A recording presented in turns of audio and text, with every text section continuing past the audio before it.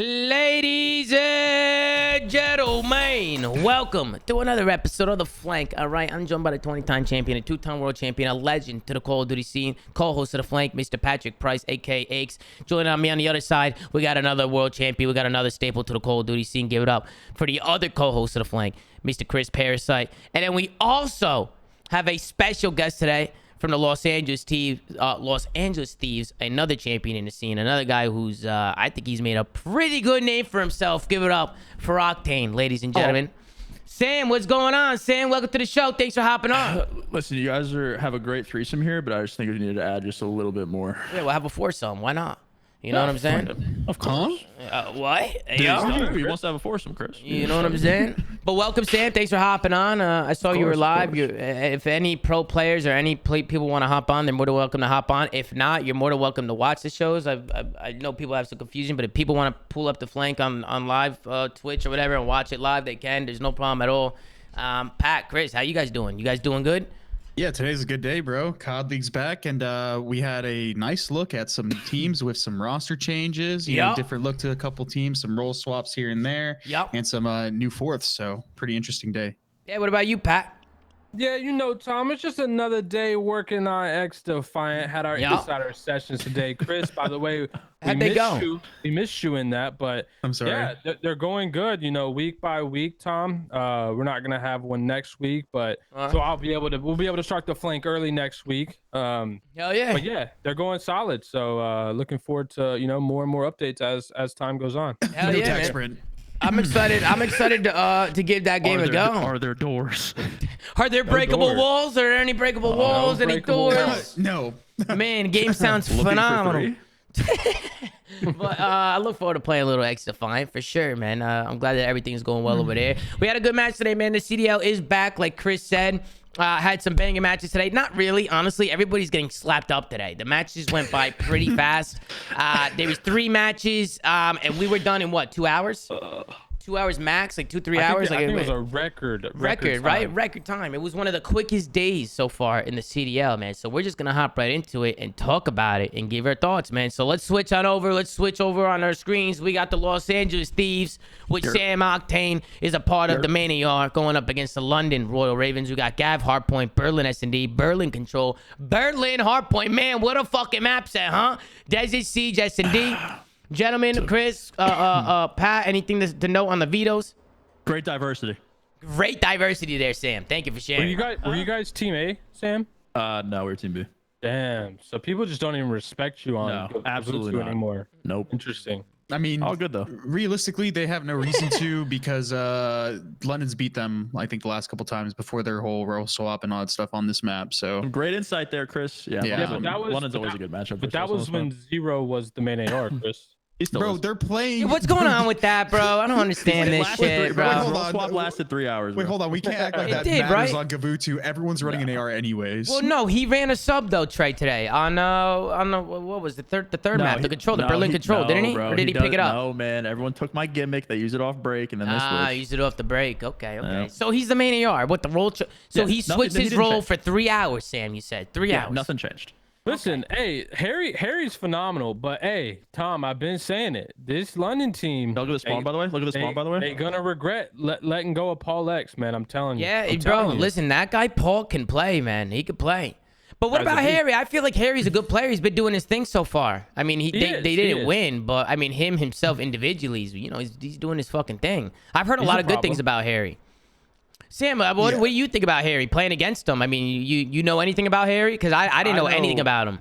I know fuck all about Harry, but he has a good shot. Seems like a mechanically gifted AR player. So yeah, he's one of the best, if not the best AR in Europe. Basically, throughout the last 2 years of challengers. So that's basically what he's got going for him. But I think London's just been an inconsistent mess since like the major one. They've been going through stuff, right? But I mean, we can't always use that excuse as to why teams underperforming. But I mean, those guys were I was telling Pat about this. They were a top 3 team, and now they're kind of just like falling like slowly. Regressing. They have. I don't know what's going on with them, and I'm curious to get Pat's opinion on it. Pat, I'm actually gonna plug in my other keyboard, but give your thoughts on London real quick. Yeah, so look, Tom, I mean, I think it's tough, right? Because they had all these, I don't know, we'll just call them situations with Gizmo, right? Like Obviously unfortunate. But when a team goes through something like that, I think it kind of gets to them, and they've had a lot of ups and downs, which doesn't help anybody when you're inconsistent like that and you can't figure out what that reason is. And now, you know, like Sam had just mentioned, they were trying a role swap and then chalked it, and not even a full day, by the way. Yeah, not even a full day. So I think they're really in their own heads. That's what it seems like to me. And you know, like I said, I think Paul was a little bit of the glue to this team, and it's gonna be tough for them to rebound unless they can figure out their mental for sure. Yeah, dude, Paul's so good. Yeah, Paul's so disgusting. 100%. He's a really good flex. But can you believe they had him on a 10-day and let him walk? They had him on a 10-day, Pat. Yeah, they had him on a 10-day.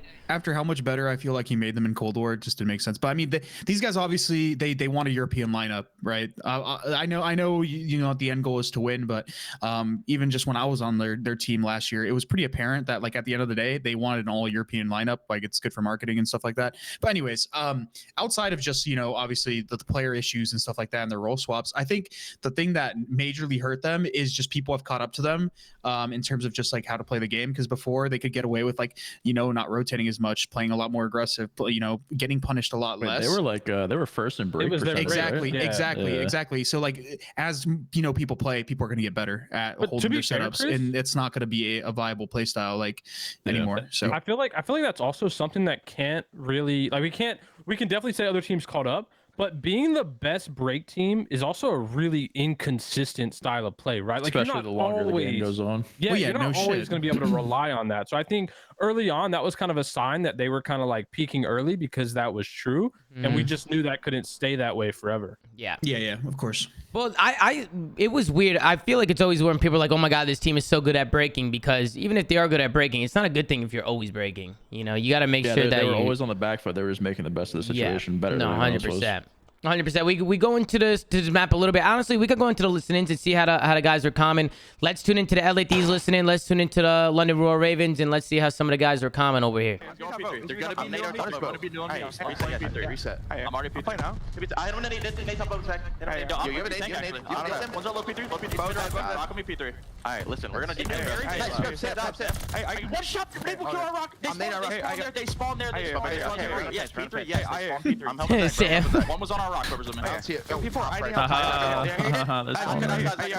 Little weak top right. I'm nading. I hear I stairs. I'm nading over to close right. Close right. I was one shot, bro. I'm working RP3 after RP3 range. I'm looking P3 range. Close up. Yep. Nice. I get it.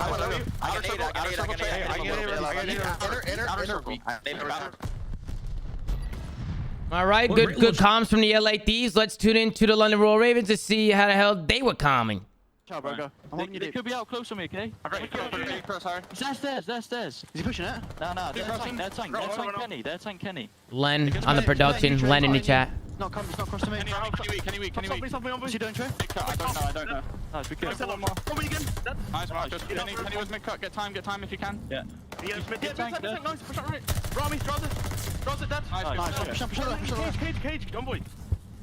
You're there, hold for me. I'm watching. Cage, dead. I'll get him in. Top dead. I got two. Get him in section. Broken. Could be T5. Yo, 2P5, guys. Yeah, I'm helping him. Pain dead. One more P5 on me. I'm trying to Jay. P5 weak on the boxes. Take the boxes. Dead. I'm pushing broken.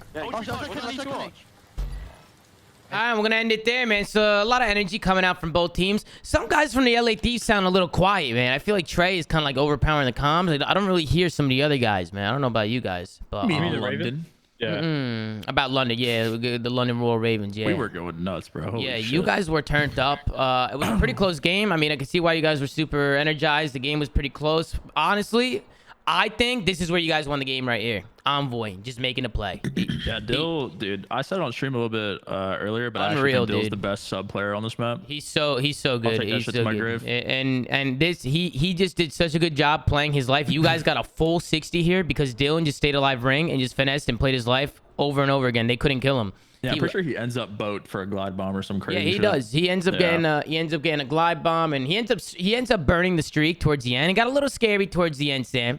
Yeah, I did. I told him he wanted to use it on the P4, but I told him not to, just because if we lose it on the P4, don't break, and they obviously have P5 rotation. Yeah, no, it'd definitely be good to keep it in the back pocket, because you guys ended up chaining P4, P3, and P4, right? You guys changed it a little bit. Yeah, London fucked up here. Dude, they flipped themselves. We kind of skipped over it, but the first rotation, they got absolutely bullshitted the first spawns. I felt bad. Did they got bullshitted? Yeah, you remember where it was?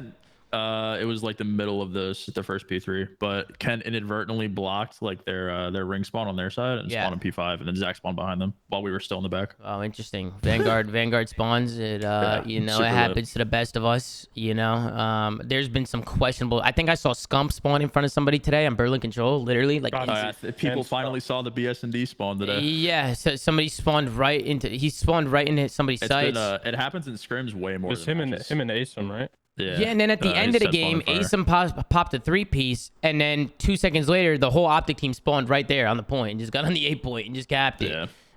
Which is why that 8-point on Berlin Control is terrible, and we'll talk about it when we get there. But we watched the final moments of this map. LA Thieves were able to chain a couple hills together, build a pretty good lead, and this is kind of where London was able to kind of make it a game. Sam, what's going through your mind when you're pinned back in this spawn trap right here? Bring me through your thoughts. What do you do here? Do you keep fighting hill? Do you just say fuck it and everybody OE, or what do you do here? Ideally, you want to send someone out way earlier than we did, so we fucked up on that front. But we actually have lost twice to these guys on this map in this situation, getting spawn traps back before. So that's why I told him to save his glide, because if we use the glide and don't break, then we lose. Yeah, I was gonna say they've done that to you guys before. That is how we lost to this map every single time we play these guys. So a little bit of PTSD coming off spawn, but we ended up pushing it to a P5, which is. But you have 5 extra bullets now to do. We do have 5, dude. It's actually funny. I didn't think it would make that much of a difference, but the amount of time like in game where I'm like, wow, thank God.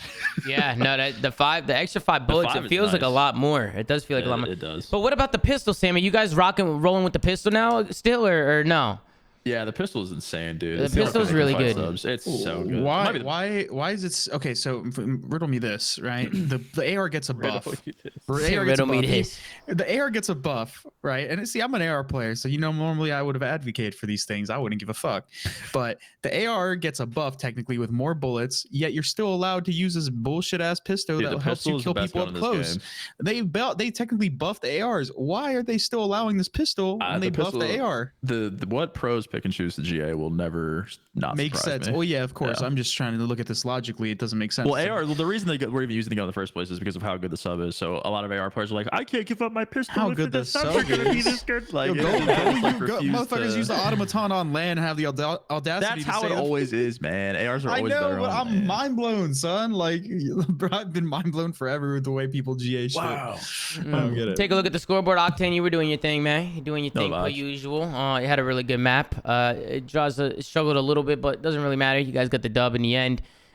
For London, they outslayed, by the way. I don't know if you guys peeped that, but London definitely outslayed. They had everybody positive for London. Everybody was unless I'm wrong. No, everybody was positive, I think. Yeah, they just were feeding like right at the end, like with the spawn trap they had. Like they just ended up feeding so hard. Yep. And then we get into the Berlin S&D. This is the map number 2. Off the rip, we were seeing a lot of A-bomb site. People have been switching up the sites now. You can see Nasty was able to make a pretty good play early on. He's finding some clutches. This is going pretty back and forth, honestly, towards the end of this. And Envoy came up big again. They made some pretty big plays, so Envoy's really showing out. But Sam, how do you guys feel? How you guys feeling in S&D right now? I know S&D has been kind of like I feel like S&D's been most team, up and down. Not just for you guys, for a lot of teams. I feel like S&D's kind of been like it's kind of like the swing mode. You're either good at it or bad at it. So what's kind of going through your head with that?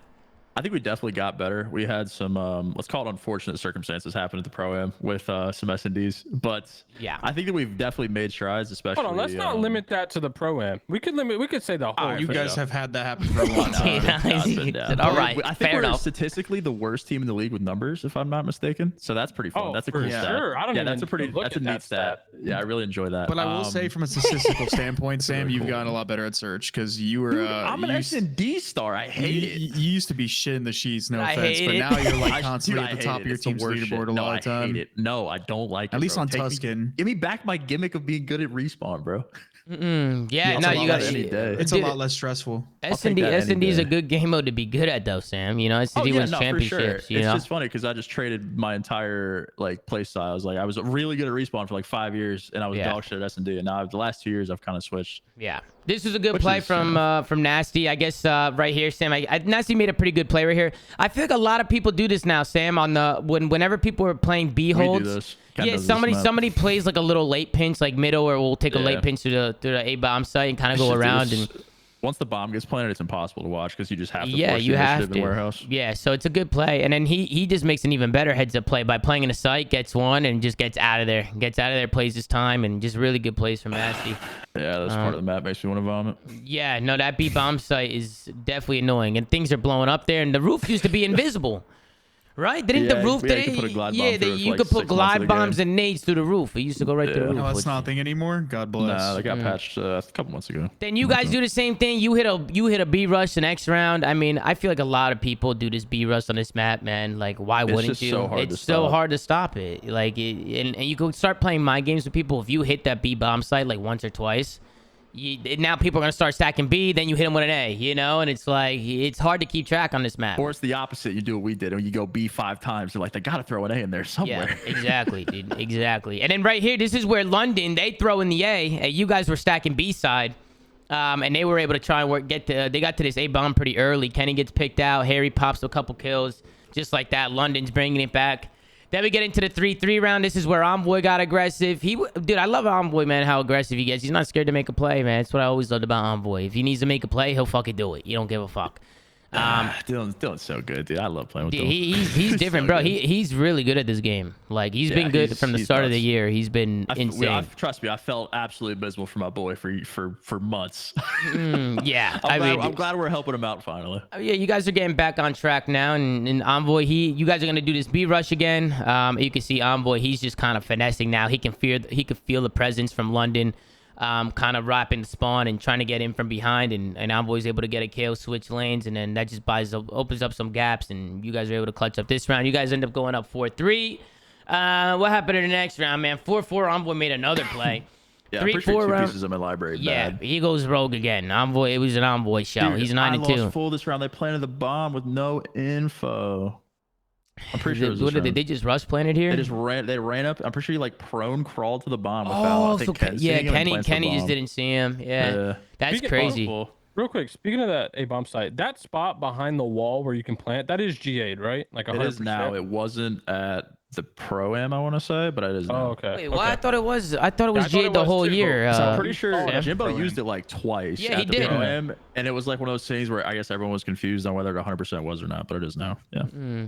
Okay, so now it's 100% GA'd. Yeah. Okay, good. Because that was stupid, that spot. That spot was kind of ass. It kind of sucked, though, because you couldn't really check the bomb. Like, you had to stay on the bomb to really be able to check it. Yeah, you can't. So. Well, yeah, but you couldn't play, like, the A long or, like, any of the staircases. You had to literally be in the bomb. No, site very to true. Very, very true. But it is a little fugazi planning through a wall. Yeah, I think you know what I'm saying? It's a little weird, little fugazi. Then this round is where Envoy kind of gets aggressive. You guys push up here.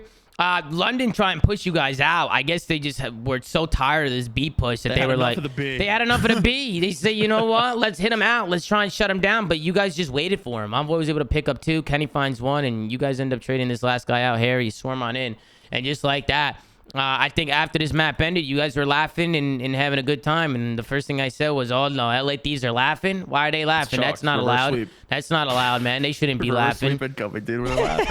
Yeah, but you did. Last time you laughed on camera, you had just got full celled. So of course, I had to laugh those off, Pat. Yeah, laugh those off. True. I mean, it's very true. Me, but I would assume, yeah. I mean, yeah. Dude, Sam, are you good, bro? Dude, I don't know. Everyone's brought up the full sales, man. Listen, it's only happened 3 times. It's happened to Cap as a player and a coach, and Dylan has done it twice, man. Oh, it's Cap's fault. We can agree. We can agree it's Cap's fault. Cap is cursed. Yeah, no, it has to be Cap's fault. Okay, I can get behind that. Yeah, there's no other explanation. Yeah, man, I haven't talked to you since the full sale, man. Damn, I'm sorry, dude. I'm so sorry, man. The full sale was probably a tough feeling, eh? What did it feel like to get full sale, Sam? Let them all know. So we lost the first 2. I was like, alrighty, guys, stop trolling. And then it hit like 5-4, and I got blooded back-to-back rounds, and I was like, oh fuck. And then it hit 5-5, and yeah. Yeah. Let's get into the Berlin control and forget about the full sale. Let's not even think about it. Let's not even think about it. We get into the Berlin control. You guys did a great job getting the B point early. It's pretty clear. Raid. Dude, Sam, it's pretty raid, clear. I told you. Yeah, that's what Chris was saying. It's the same thing as raid. You think, raid. Sam? I said that shit the first day. I don't even play the game. Literally I'm a raid, genius. bro. You just go to P4 and you sit there and you cheer your team on with a foam finger and hope they get every kill. The only thing I don't like about this map, Sam, is the A site. I feel like it's too easy to get. So this map is very unforgiving with kills, depending on, because you can get a ridiculous trap going. Like if you get the wave at A and you're outside of like BS and D on like dub tank, fire tank, they just spawn in trains repeatedly over and over and over and over. So there's a very easy blunder there. So it's like if you fuck up on offense or defense, this map is extremely unforgiving. Like you guys have seen how easy the B cap is. It's literally just like raid. You can actually just get spawn trapped in your garage. Exactly. It's kind of the same concept. And the same thing on the other side. Like if you die off B point, you're spawning like laundry. They have 2.5 ticks before you get there. Oh yeah.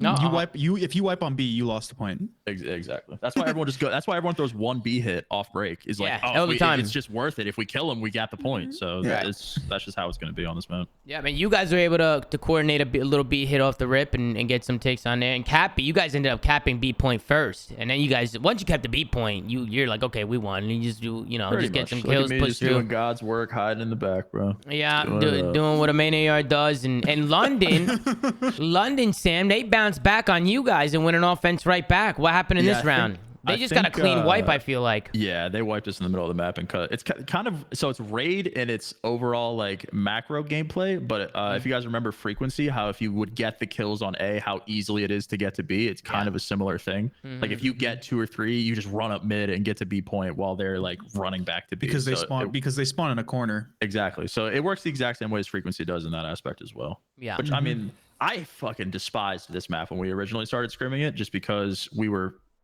dog shit. And it's just, again, like how unforgiving it was. Obviously, you're going to make more mistakes when you start playing the map. So it felt impossible to win at times. But as we've understood the map, it's gotten a lot better. Yeah, as shitty as control is, the reason why just this map plays good is because it's equally punishing for both teams. Exactly. On this offense map or defense. You could argue a skilled Berlin team offense is favored.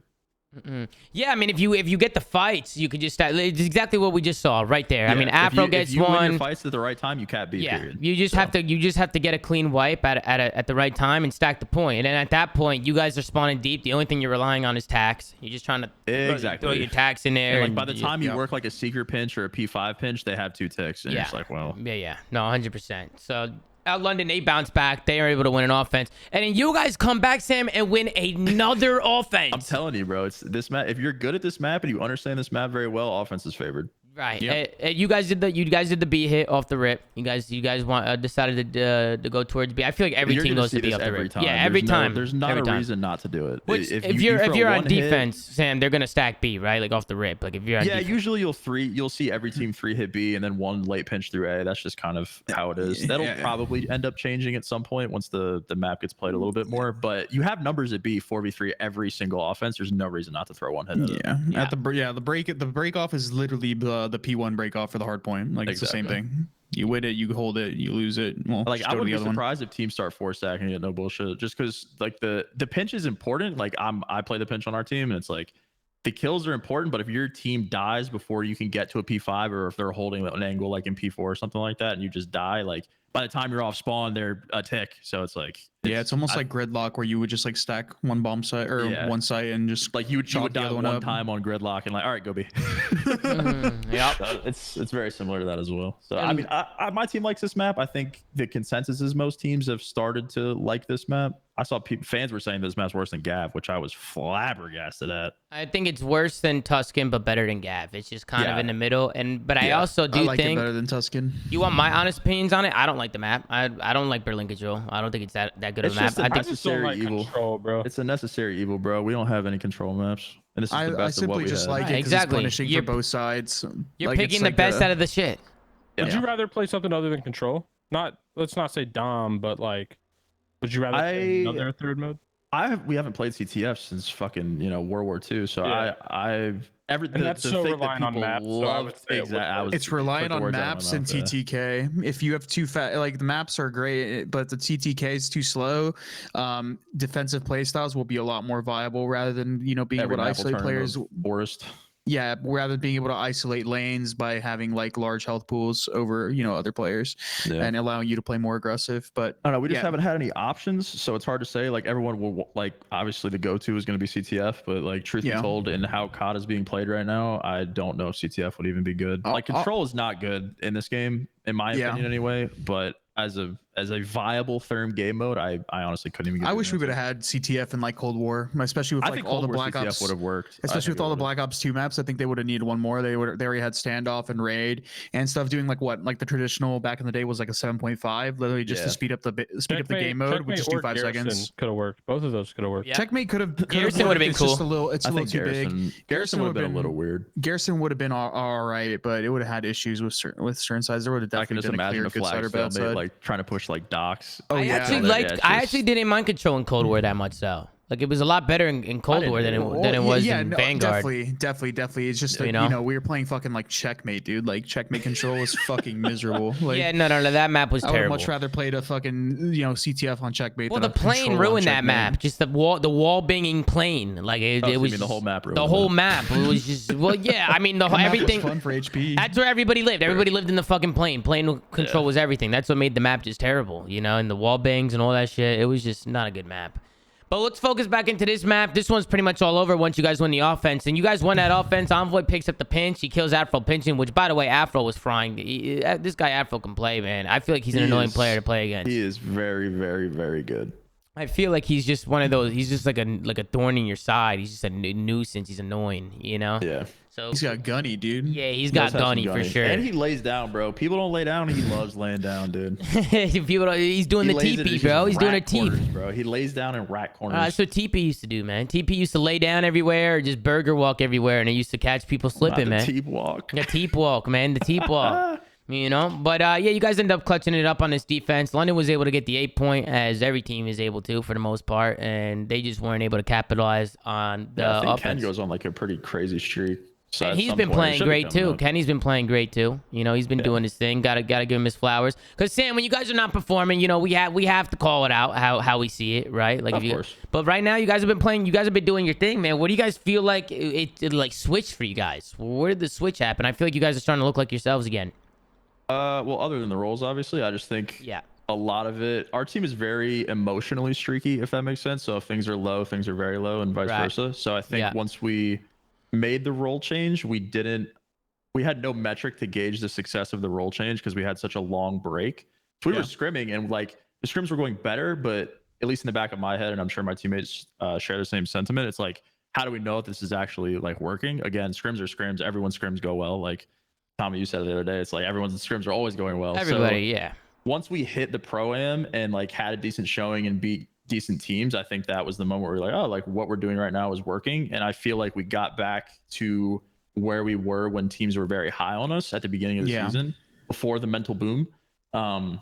Is that what we're calling it? The mental boom? That's just what I call it to make myself feel better. Okay. I think sorry, go ahead. You're good. I think we're right back to where we left off. And granted, it took a while to get to back where we are now. So I think if we just approach practice a lot better than we did before we started sucking, then I think we'll be good. I think your S&D obviously is still going to need work. You guys aren't going to just get randomly good over it overnight. But I think Berlin control is a blessing for you guys, and like opening up your map pool and control, and then your hard point like looks as good as it did before. It's not like you guys are unbeatable in HP by any means, but like you guys are actually a lot better. It feels HP. like where we left off before we like took that nosedive in Major 2. Exactly. Yeah. And like I said, I think Berlin control is going to be a good map for you guys. It's like having that third game mode and being good at it. It just feels so way better than like going into an Optic series and having to play Tuscan.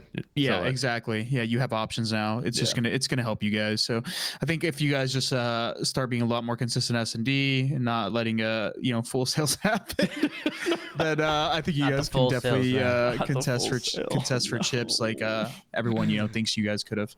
Yeah, for sure. But listen, let's get into the Envoy interview. Congratulations, Sam, on a big 3-0 today. Didn't drop a map. LA Thieves are feeling good. Let's see what Dylan had to say. Also a special appearance from Nade Shot. Let's tune in. Absolutely crazy today, man. But once again, congratulations on the big win. I have to ask you guys, when it came to stage 2, it was really tough. Yeah. LW. There we go. We are live. Oh, hey, tell him. You want to put that as a? No, I don't want that. Okay. Put the pass that on him. I got nothing to say. He had something to say. Now he's got nothing to say. Today, I say, hey, Big Daddy. The gas guys. Dude, Nate was all over the place, man. Bro, Matt was He turned. said, I don't know what to say, and then he phased up. Phase up. Tell Nameless I was better him. Dude, I was telling my stream, that's just like the quintessential gamer thing to do. If I get You're somebody phasing up. You're just like, phase up. Yeah, phase up, bro. Wants the golf apparel. Doesn't matter what team you're on. And he'll agree. Damn. Phase is basically a gang sign, bro. Let me get a Gucci backpack. All right, let's hop back in. They're finally getting into the interview. Let's see what he had to say. Kind of like the beginning of the season, right? What has been the biggest difference when it comes to your team really getting back on to where you guys were at stage 1? I think for us, it's just like playing with a lot of confidence. We have these like moments where the confidence lacks and the gameplay just really falls off. So we played with a lot of confidence today. Just been really focusing on that in scrims, along with strengthening the map pool. Like we played Berlin Search today for the first time in a while. Did really well on that. So just gonna try to keep making strides. I wanted to ask you about that Berlin Search. It was definitely an interesting map to kind of let slide by. So obviously you guys knew it was going to get picked into the series, but it was you and Kenny that were really confident in Berlin. Is that just kind of become a map for you guys across all game modes that you guys like? Or was it just kind of like we want to test what we can do on it in a real matchup?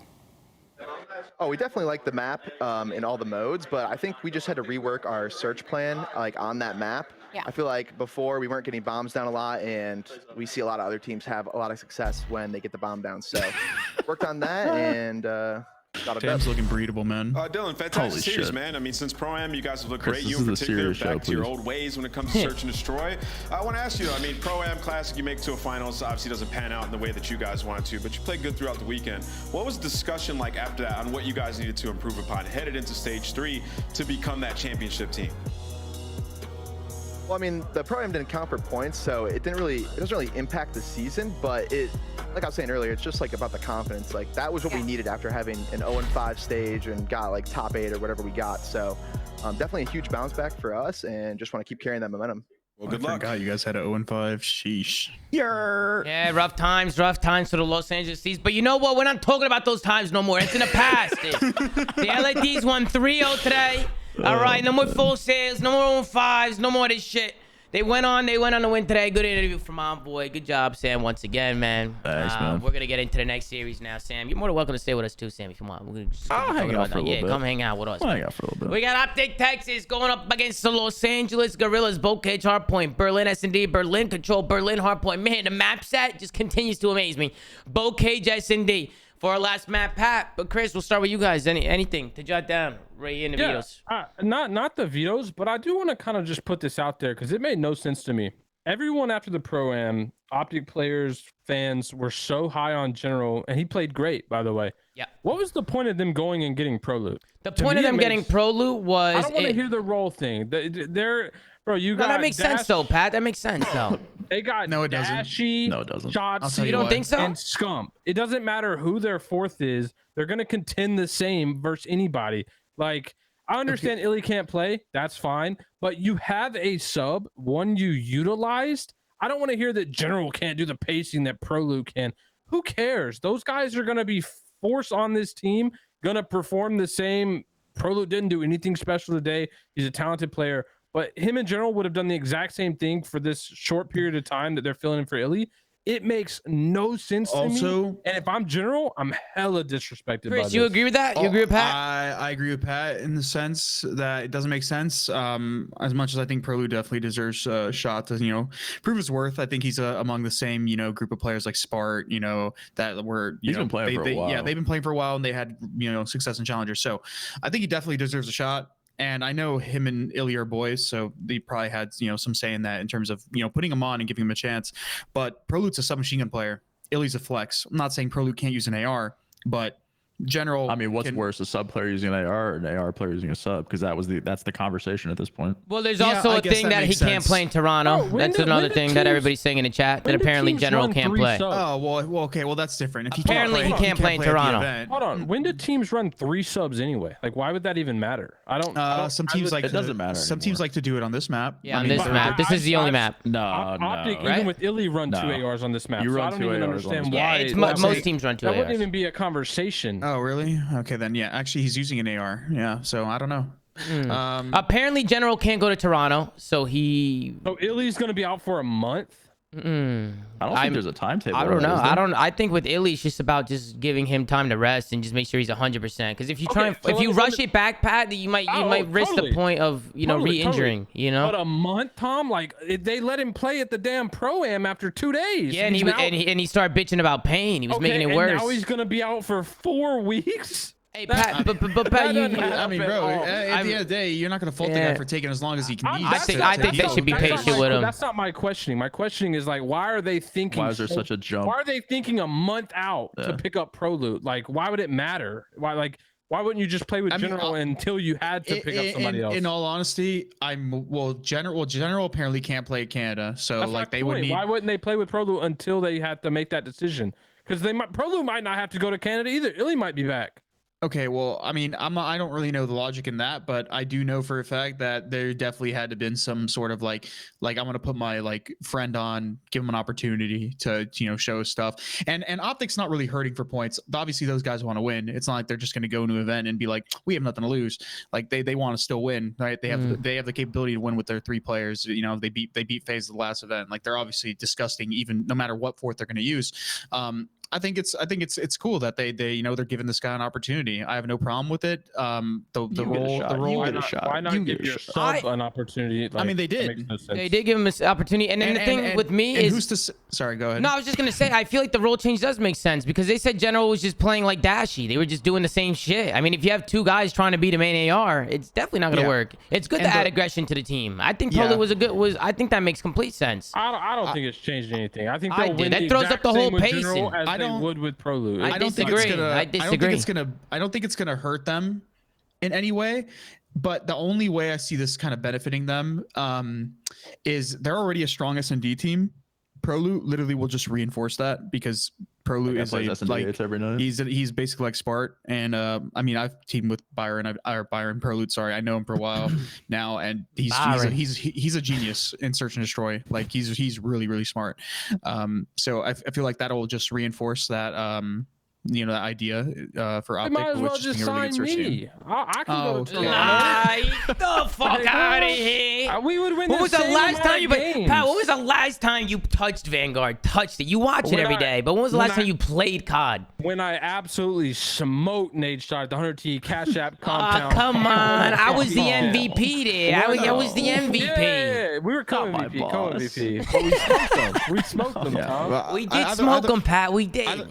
Either way, I don't see this hurting them. I don't see this incredibly benefiting them. I think you're gonna basically it's the same. Yeah, I mean it is disrespectful to your sub, but I mean if he can't go to Canada, then I mean they had to get somebody regardless. And maybe Pro Loot doesn't play well at Toronto, right? And then they have their sub. So I mean they got options. They're not pressed for points. They're in a shitty situation regardless. I'm about to DM Illy right now. They're in a shitty situation regardless. Good on Illy and good on Optic for giving somebody else an opportunity that definitely deserves it in my opinion. How long we'll see how that develops with I want to ask Sam. I want to ask Sam if he agrees with Chris, or what Chris is saying, what Pat's saying with the roles. Do you think that, say General plays a lot like a main AR, right? Because that's just the role he naturally plays into. You don't think you would notice what people on the team are saying? I mean, I played 1 series against them, and I didn't even. I think I scrimmed them once. But I feel like I just have to take whatever the people on the team are. Right. If Dashy's saying that he is playing like he has to pick up the pace, then clearly something is wrong. I think it comes down more to the sub players than Dashy. I think it comes more to Shotzi and Scump when they feel the presence of not having their flex behind them or not having that aggression behind them that Illy usually has. So if they have 2 guys who are playing in a main AR type of style, you're gonna feel that as sub players. Trust me, as 100%. somebody who played as a sub the whole year, you feel it. You know. Double baited, yeah, you know. You just know. If Seth's 27 and 15, I'm not feeling Pro Loot's 11 and 20, whether it's fast 11 and 20 or slow 11 and 20. Well, this was also Bocage hard point. I mean, this is Bocage, you know. Seems talented enough to where that wouldn't matter. I have to go only off of what the people on the team are saying. They're going to beat the bottom 8 teams no matter what, like 99% of the time, whether it's me, you, they can 3v4 a lot of teams. Yeah, in all honesty, though, this conversation literally does not matter, Pat, because 1, General cannot play at Toronto. Bro, Toronto does not matter. Okay. Online matches right now, a week after the Pro-Am, where they were all just gassing him up for being a great player. And a great because they have to practice for the stage that they're going to go to. Bro, their main player is Illy, like who is they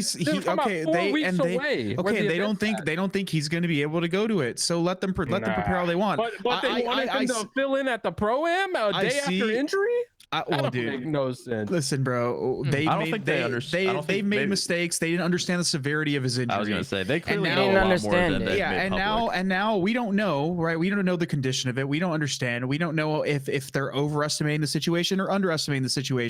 But regardless, you're not going to fault them for giving the guy a break, regardless of how long it is. Have to look at it from a logical standpoint. I don't care about Illy standing out. It's just the general thing makes sense. The general thing is if he can't play, he can't play. You need to make a change as fast as possible. Exactly. They need to play with Pro Loot for the event they're going to plan to go to. This team does not need extra practice for the event with a different player. That's the thing. Bro, you're just going to take the amount of practice you can get with a new player. Pat is living and dying on this opinion. It is terrible. They will show up and get top 4. Like I said, whether I'm playing. So you don't want them to scrim until Toronto. You want them to scrim until Toronto and just pick up. And then if they have to pick up someone else, then Illy can't play. I would bet 99%. If he can't go, then what's the point of doing all that? That's just my point is I bet 99% of the time Illy fried right now. Illy is literally gonna play for them at Toronto.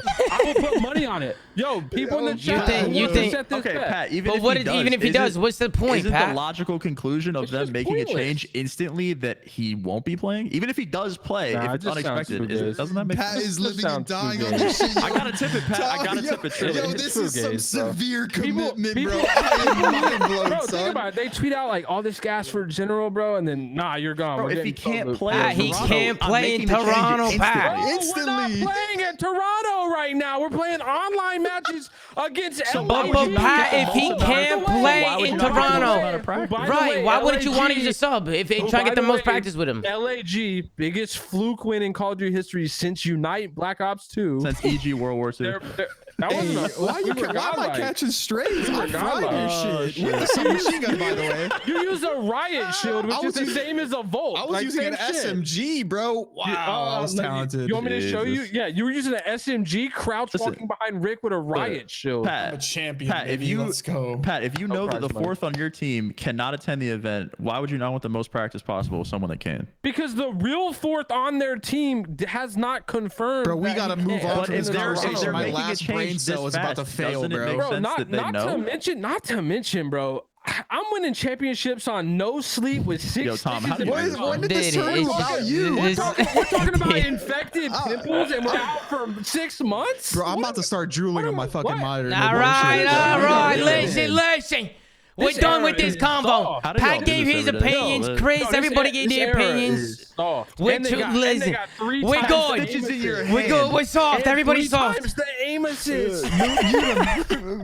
Nah, we're good. Let's move on, though. Because at the end of this map, bro, shit got hectic. First of all, Scump, he started this map hot as fuck. It was a Scump show the whole way through. He slowed down a little bit, but as he slowed down, Dashy started kicking up, Pro Loot and Shotzi all start kicking up. And it just seemed like it was too much for the Los Angeles Guerrillas, man. What were you guys' thoughts on a boat cage other than I have a question for chat when you get a second. Go ahead, Sam. What's your question, Sam? What's your question? Hold on. Let me. Oh wait, is this the aim assist thing? I saw this earlier. I saw the aim assist thing with the Lamar and the 28% and shit. I have a question for Pat and Chris. If your best map is the other team's best chance to beat you on a map, are you playing it? One more time. So if you say Optic's best map is Bow Cage, their best map, that we all in our greens there. It's also LG's best map. Do you play it? Yeah. Let me here. When a team has a sub, yes. Regardless, doesn't matter. Fucking Optic versus FaZe, no subs. If they're or whatever team, if the other team's best chance is to beat you on your best map, do you play it? I personally would play. No. The correct answer is no. But I do want to bring this up. This could actually, Sam, it's actually perfect that you brought this up. So that's what I look at in videos all the time. See, Sam, we're on the same page, but you know who's not on the same page with us? JCap. Oh God. You played Toronto, and statistically, both your best maps was Tuscan Control. And we don't talk about Tuscan Control. We play Berlin now. Same question. Shit. Would you play them on Tuscan Control when it's the one map they can for sure beat you on? No, the answer is but no. we did though. But you played them. Okay, but when I look at a series like this, I just like when you look at teams, it's always, I don't know why, but it's always bow cage. When you look at teams like Seattle and Florida and Optic, it's like everyone always plays them on bow cage because they think that's like the best. Like Optic always plays it because that's like, oh, this is our shit. But I'm sitting there like, if that's the only, like, if we're just godlike or not a guaranteed win, but a higher percentage win on the other teams on the other maps, like that always just makes way more sense to me. Yeah. But to your credit, Pat, we are playing Toronto on Tuscan. I personally, Sam, if other team, like for you, the bow cage example, right? If you're LAG and you know Optic's bow cage is their best map, and bow cage is whatever their best map. Best map. Yeah, I would still play. I feel like that's kind of where you make a statement. Like you let them know like we're better at the map. Regardless of LAG obviously had kind of like a fluky event, you know, people will say that. I still think LAG still got the confidence to think they can, you know, compete for championships. You think that? They're on a 5-game loss streak. Yeah, they're not playing well right now. They've been struggling. I mean, yeah, but they have been struggling. They won a championship. You don't just like give up. Like so, like they're like give up. Oh my god, I won. They're confident in their map pool, bro. They're still gonna play their best map and match these guys, especially a team that has a sub. I agree. They've definitely been underwhelming. I think Asim's been struggling. He kicked up today the last couple maps. He was playing well in this SD and this control. I haven't been actually watching. Is there like any like glaring changes? No, there's no changes. Honestly, they're just all underperforming. I feel like it's all of them. The whole team just seems like you think the Volk was. The Volk was crazy. Do you guys think the Volk was that big of a factor? Because I think it was necessarily. I think it was a mental factor too. Dude, it's literally Fort Worth from BO4, dude. That's what I was saying. I said it's the Rampage. I literally Rampart. Yeah, same shit. Same, Look, yeah, 100%. Same thing. And this isn't like Spartan is still a good player. He hasn't played as good as he played at Minnesota, but no team in the world is gonna win 10 S&Ds in a row. Like that's like hard, said, man. We'll never see that again. They were icy as fuck. And to your point about Volcage, how can we say this is their best map? Like I think they're solid at hardpoint, but I wouldn't say their best map by far and away is Volcage. You talking about LAG? Yeah. Because Optic, they're definitely good at Volcage. They're good at it, but I wouldn't say it's like a map to where it's not like a phase. I feel like I see it in every LAG. Well, I mean, here's the thing. I think their other map was was it Tuscan at a point when they were running the Vulcan stuff like that? They're not playing Optic on Tuscan. Nah, Tuscan's Optic's best map. Sure. Wait, but you know what's weird? I think Optic vetoed that shit in this series, didn't they? Good for them. Well, maybe if Optic's best map is Tuscan and they vetoed that shit, good for them. I thought why would they veto it? I thought Tuscan was a really good map for them. I could be wrong here. I don't have the stats, so I don't know if Tuscan. Hold on, I gotta address this. Someone in the chat said maybe LAG's just nasty at LAN. They went to the goddamn Pro-Am on LAN and lost every series. They did lose every series. They lost one to an AM team. They did lose. They did lose some series. Nothing to do with LAN. Yeah, no, Pro does not want a ringer, bro. Go, and that's another thing. Sam, can you help me out here? First of all, I just want to know because I want to talk about the map a little bit. Dashie went really big the first couple rounds. He clutched up the 1v1. He got a big 2-piece on the next round. So just Dashie clutching up for the first 2 rounds for Optic Texas. So I want to show some love to him. He started off 4-1. But Sam, I want to ask you, with Nato, did he get asked to play with Optic? Or is that bullshit? Like now? I thought that. I have no idea. I thought that Optic might have asked. I thought people were saying that people asked Nato first or Nato to do it. He hasn't been playing. I was gonna say, is Nato even played? No, he quit. He quit. Touched Vanguard for as long as I have, basically. He probably played less than me. No bullshit. I think Nato might be. I think Nato's gonna want to come back. I think right now he's taking a little break from this game. Which he's in the same boat as I am, except less permanently. Oh, you're getting fined, by the way, Sam. That's fine. Fine. They have me on stat. They got you on. They already got all your info already. 4K, bro. They caught you in 4K, but I think Nato's in the same place I am, except maybe less permanently. Obviously, me looking for other opportunities. He fucking hates this game, dude. Yeah. No, I think that was a rumor that is not true. I don't know where I heard that. Yeah, I don't think that's true. Yeah, he doesn't even play the game. That makes complete sense. That they asked Nato to join. I don't think that's true. I think so. I think people were just saying that in my chat. I think I was getting trolled. I think I might have been getting trolled for that one. But let's get back into the SD a little bit, man. Dashie was a couple clutches off the rip. They go up 2-0. LAG were able to bounce back a few rounds and bring this back up at 2. kind of see how they did it. Optic was trying to work through this A site. How'd you guys think Proluke played today? I think the first map he struggled, but I think going into the rest of the series, he looked a little bit better, looked a little bit more comfortable. He picked it up in the search and destroy, and he did his thing in control. That's just kind of where you expect him to be, though. S&D. Is in S&D. I think again, bro. The other three are you have 2 of the top 3 players in the game on your team. Like you don't have to do anything. You don't have to do anything. You don't have to do anything. I'm looking at the stats, bro. He threw up the straight Dav Patty. 50 kills, 20 less than all his teammates. 55 deaths, less than his teammates. Well, but 2,000 damage less than everyone else. To Proluke's credit here, he's only been playing with this team for literally like probably a couple days. Dave has been playing with this team for a couple weeks, a couple months rather. Sorry, so it's completely different. Yeah. Like I said though, it's not different. It's just as we get closer, I could have done it. Tom could have done it. You could have done it. Doug could have done it. Clay could have done it. Not me. Let me go through. My thumb is stuck in my ass. I can't do it. XQC could have done it. Tarek could have done it. Listen, man. The way Pat talks, it's like he just says, "All right, fuck it. Optic should just play 3v4." Like, because anyone can like play in their position. This has nothing to do with Byron. It's pure decision making. It's nothing to do with Byron. I like Byron. I'm Cold War. He's a cool guy. We're not getting back to this, bro. We're not getting right, Sam. You see how it just always goes back? Has nothing to do with the players. You guys are taking it the wrong way. You're back and forth. Right here. Koff could have done that. Oh, get the fuck out of here. She just got banned for showing titties.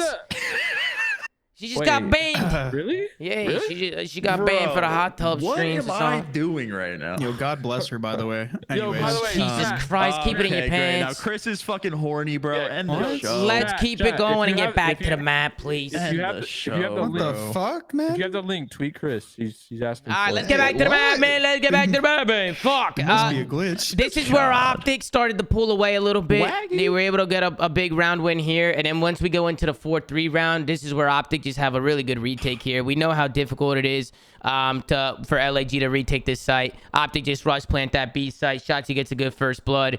I think if you're LAG here, whoever made the call for Optic, this is a really good play. I like the rush B play on the 4-3 round to get you up 5-through.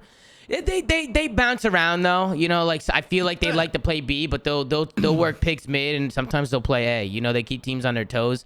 And that LAG, if you're watching VOD, Asim likes to play in B and stuff, so they were probably just playing for him. And I just like the strat call from them to play aggressive on their 4-3 round and to build upon their lead. And then after that, this is kind of where LAG fall apart. And I don't know what's going on with LAG right now. I feel like right now they're definitely struggling. And maybe it's just a little slump. Maybe it was the Volk. I have no idea. But what do you guys? I want to know what you guys think it is. Do you guys think it's the Volk? I haven't played them. No, it's not the Volk. I don't think it's the Volk either. I just think it was one of those things, bro. Like I think they were just clicking on a weekend. Went right. It was a great honeymoon. Yeah. Perfect story. Perfect weekend for them. They won 10 S&Ds in a row. That's insane.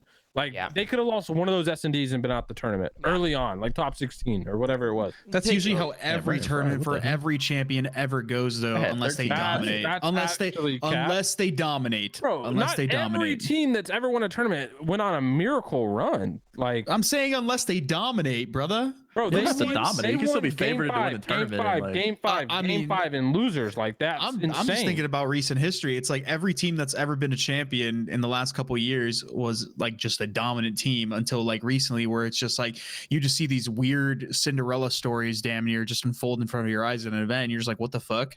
This is the finals. What have we seen other than Rocker last year and this? And that's why I said it's like like recently. It's just all. It's been all dominant. That's 2 in like 30 in like 30 events. That's why I said though, all event wins are like that unless they're a dominant team. Like, and what are those dominant teams been? FaZe and like the old Optics. Like you're not seeing those runs besides when those teams aren't in the finals or winning.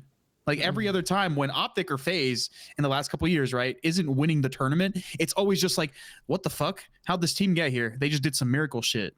Like that's literally how it always is nowadays. Yeah, I just don't. Like two dominant teams in COD. I just feel like though, if you're a team that is capable of winning a major, you know what your ceiling is. Now you have to get back to that ceiling, and clearly LAG, they're the last week or two have not been it for them. But I don't think they're just gonna fall off the face of the earth. Like I think if they could go back to practice, do you see them in a final ever again? Yeah, 100%. I can see them getting in a final again. I mean, they already did it. They already did it.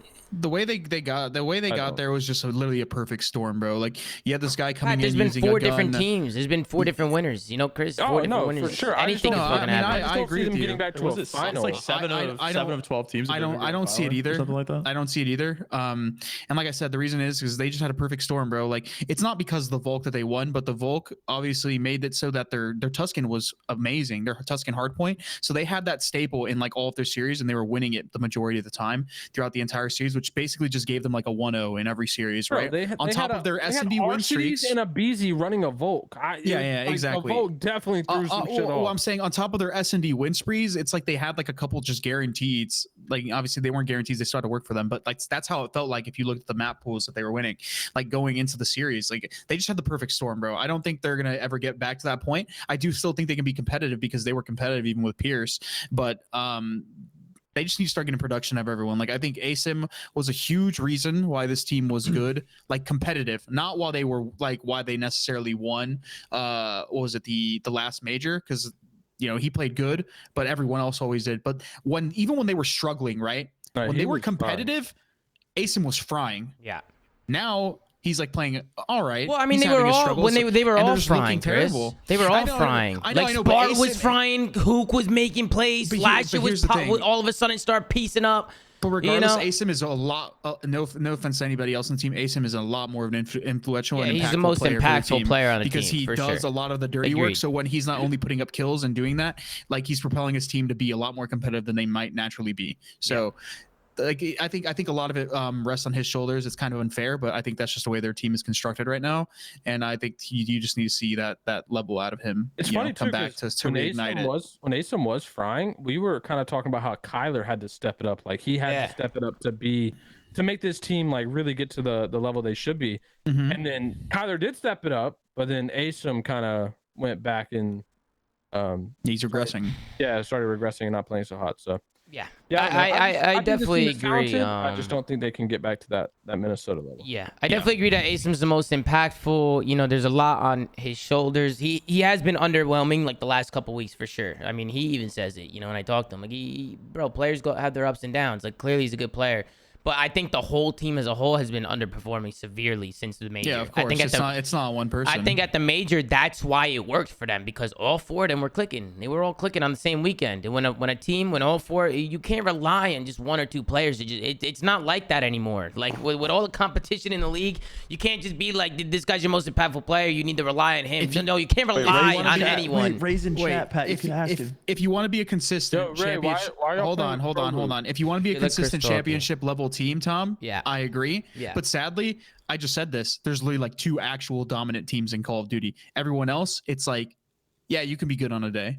So like, and the reasons why those teams are like that is because the way they're constructed. What the fuck? The way those teams are constructed are with either they're lacking superstar talent in one area, or they're just built terribly. They're not built terribly, but they're just not built fully complete from the ground up, which is an issue that like LAG runs into. Every team runs into. I think that's why teams like FaZe and Optic are just so good naturally, is because their build is just foolproof. Yeah. And like you just don't get that in like the lower ends of the league, the mid tiers of the league. Mm-hmm. That's why you see if those teams are going to win events, they're going to be on those miracle runs. They're going to be inconsistent. It's going to be very hard for them to ever like get to that level. I don't think it's impossible, but it's going to require a lot of effort. And So Sam, you're going to take that? Yeah. What's up, man? Chris said there's only 2 dominant teams in the game, bro. Right now, have we done anything to say otherwise? I mean, Pro-Am Grand finalist, Sam. Let him know. I'll pass on that. Let him know. I'll pass on that.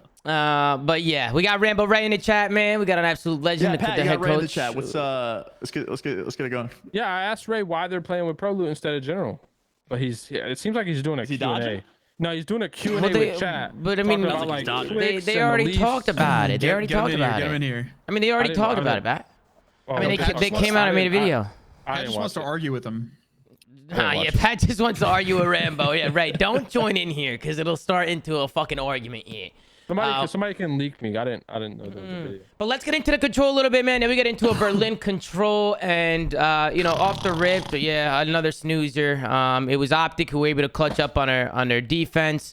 Then they go into the offense. I don't think Optic was able to secure an offense win here. It ended up going tied 1-1. Both teams just holding on to their defensive wins. It came from the last round, the 2-1 round, which I'm just going to skip to. This is where Scump just kind of made a play and opened things up for Optic. Scumpy, man, I feel like this guy's series out of the Ginger Ninja. Yeah, dude. He's I was saying it during the watch party, Sam, but I just feel like he's aging like fine wine, man. You know, these guys. So last year he was insane. I had him top 10 at the end of the game. Yeah, people call me disgusting. I think he was top 10 last year. He's Seth is gross like right now, legitimately insane. And I think it's just unfortunate because his sub duo is Ant. Yeah, so it's you're never gonna like be on the same level to fans, even though he is Seth, which is just absurd to say. You gotta call somebody ass, bro. You said everyone today is insane. Wait, Optic's nuts. Am I wrong? Yeah, but what? But you said Harry was insane. Yeah, he's very good. There's a lot of good players, man. There's a lot of good players. There's not good teams. There's good players. Yeah, that's a fact. Name someone who's ass in the league right now. That's bad juju. What? He said it's bad juju. I'm not doing that. In trouble, bro. Listen, me for the last 4 months. Listen. Different era, bro. Good different take. Good take. My bad, Sam. What the fuck? My bad, Sam. I didn't mean it. Different era, Sam, bro. you weren't that bad. Thanks, Chris. But yeah, we could take a look at kind of how Scump was able to do it, and it just starts with him here. He gets pushed up into a good little corner. He's gonna find one, jump the corner, have a good fucking day, spawn. Take care, brush your hair. He's going to take him out, and that's just going to buy time for his teammates to kind of get onto this point, work some of these ticks. And once Optic's able to get this beat point, you can see Scump still putting that pressure on him in their base. He just won't leave him alone. After that, once Optic gets his beat point, even if you watch the end of this game, and chat, I see a lot of people saying, Rambo, we're not in the original TeamSpeak. I DM'd him the pro TeamSpeak. We're in the CDL pro TeamSpeak. I DM'd it to him. He's more than welcome to join if he wants to join up. What happened? Pat's arguing with people in chat. Yeah, he does that. He likes to argue with people and shit. Scump and making plays on his better duo. And there he is. And then you could kind of see here, Asim pops a big 3-piece here. And then after he gets the 3-piece, Optic was already on the point within 2 seconds because they just spawned right here in this back little corner building, warehouse, or whatever you want to call it, which is why I say this 8-point is extremely hard to hold on defense. Yeah, so if you lose B, it's G. Yeah, once Scump makes the play, Scump makes a good heads-up play to get B. You see Scump getting hyped as fuck. The 8-point was just, eventually they were going to get that shit. A couple weird fucking spawns. Scump is spawning in front of somebody on fire. Asim, those spawns there at the end, I'm not really a big fan of either. Berlin Tom, control. You're telling me they couldn't have done that with me on the team right then and there? Maybe, Pat. Maybe. Who cares? They're not going to the event with you. They could have easily. They're not going to the event with you. Why does it matter? No, Rambo, don't gas him up, Ray. Yo, I'll take one. Hold on. Don't gas him up, Ray. Baby. I can go to Toronto. What's up? Fuck the flank. Pat wants a contract. I can go. I got my passport. Actually, my Hector passport. bang his line. My passport does got to get renewed, though. No bullshit. I think it expires in September. Oh, it's an but that's far. That's far in the future. That's enough for this June. What's up, Rambo Ray? On a 10-day. I was sorry, Pat had a question. What's Rambo Ray? Pat's been going nuts, man. This guy's been going nuts. What's the question, Pat? Go ahead, Pat. Why aren't we playing with General? I have one answer for you. Proloot is literally Ender's doppelganger. Yeah. In every way, shape, and form. What? Except for the fact that Ender plays more of an AR. Every way, shape, but besides and that, form. There you go. What? That is the simple answer. I told you. That's a suit answer. I told you, Proloot is a S&D mastermind. Jordan is a good player. Like don't get me wrong. Jordan is a great player. He's able to do a lot of things that teams actually need to succeed at highest level, and there's a reason why they won 7 or 8 challenger tournaments in a row.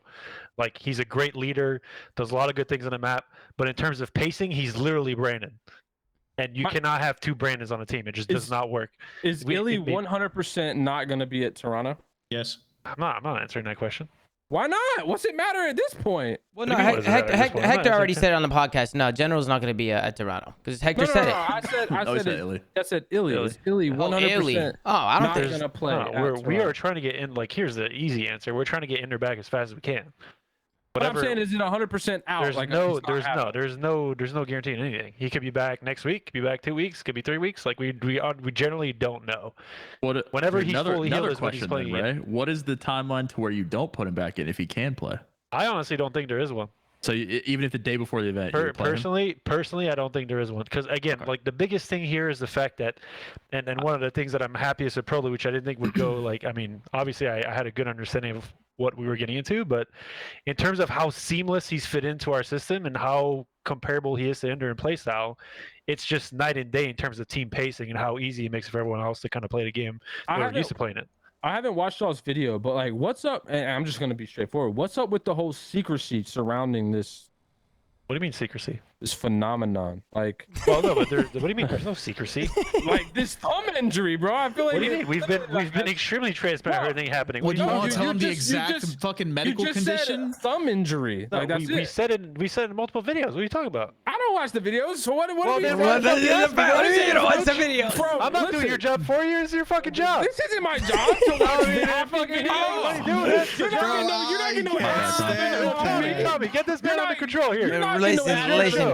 Listen, paying him for. Listen, he saw the video. Pat he saw the video. Pat saw the video. Executive producer. He has to watch the videos. Okay, well then don't fucking blame me for it. Talk to Ben about it. Yeah, there's some listens in the chat. He saw the videos. He saw the videos. They're 2 minute long videos. They're all over the timeline. No, Tommy, that's not true. I've watched the Twitter ones. They always Optic always. You gotta does start this being shit. respectful if you want a contract, bro. They clickbait the video to where like right before they tell you what you want to tell. Bro, listen.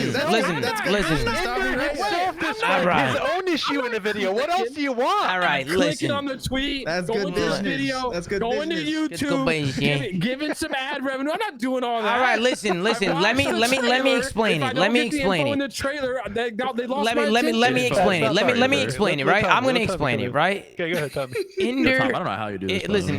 Today's wild, man. Today's just wild. But let me explain it a little bit. Right. So today, or not today, but what's going on with Ender? Right. This is what's going on with Ender. Ender has a pimple-like cyst kind of thing on his thumb. It's not a cyst. It's like a pimple, right? A pimple type of thing. At least Ray can tell us that. It's a pimple. Oh,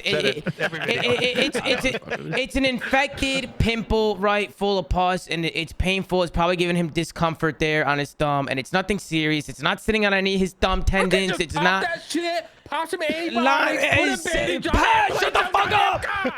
All right, you got this pimple here. It's infected. He's getting discomfort there, and in the meantime, he tried to play through it, Pat, and it didn't work. He tried to play through it. It was causing him some more discomfort. So he said, pop it. Stephen H. It's Smith infected, Pat. It's infected. Pat is officially now a doctor. You pop some antibiotics, the infection goes away, you cover it up. I can't. On it, and play the damn toy. Now we got a doctor over here. This guy's like a triple threat. He's a doctor, he's a co-host, he's a fucking game developer, he's a fucking everything, this guy. Jesus.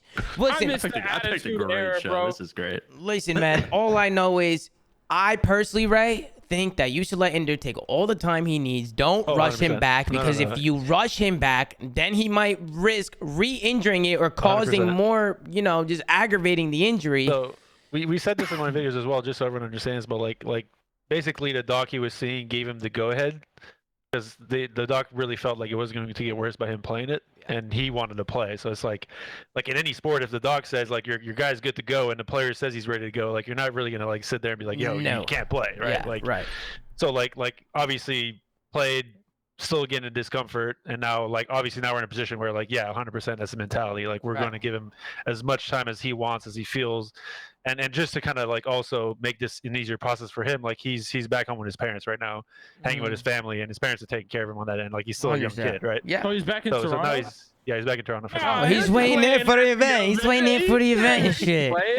And that's the thing too, Ray, is something else to note about the injury or whatever you want to call it. There's nothing going on in his wrist, nothing in his tendons, nothing's blocking his range of motion. It's just he's got a pimple. Yeah, it's a pimple, but it's infected, Pat. It's infected. It's on his thumb and shit.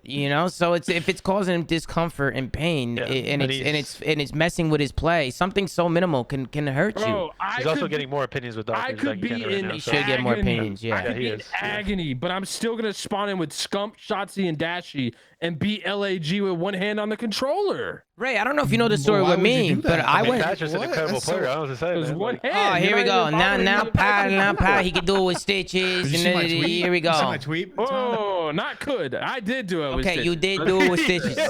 Tom, You did do it with stitches, bro. He did. In jetpacks, Pat. I hate to drive Look at that tweet. Look at that elsewhere, but tweet. like, how do you have to get stitches on your hand during the event, Pat? What happened for you to cause I that? told you, bro. Listen, smashed some glass. It was a picture frame. Smashed it. Cut me up bad. All down my right here. If you're seeing this. Well, back up. Six stitches on the thumb. Why did we smash ER. It was an accident. Went to the ER. No sleep. No sleep, by the way, in the ER. Because this was in Thanksgiving weekend in cold-ass Columbus, snow on the ground. Had to wait to be stitched up. I think I was a shit am at that. Got back at like 8 a.m. Played on no sleep. Got smoked by Haggy. And then smoked Haggy the next time I played him. Did you win that event? Won that event, yeah. I reverse swept. Our matches were made. hilarious, Pat. I reverse swept you, and then you reverse swept me. I never lost more fool in my life. Chris, we're not letting this slide. You were the only team at that event was my call. Not my call. Not my call. To camo GA. What was not it? My call. Not my call. Not my call. Stim. Not my call. No not my call. way, not my man. call. No Ricky, way. bro, the tactician. Y'all remember that, right? It's Rick, bro. They were the Rick only was the team tactician, that bro. refused Rick played to side GA stations with one Bro, ear. you want With one hilarious? You earphone want off, bro. hilarious? This is where I came in. I got six stitches in my thumb, and I got Haggy going camo on my screen. No, I never used was that. that? I used overdrive. That wasn't weird. Yeah, But this is the tangent, but Ricky wanted to use that shit the entire event, right?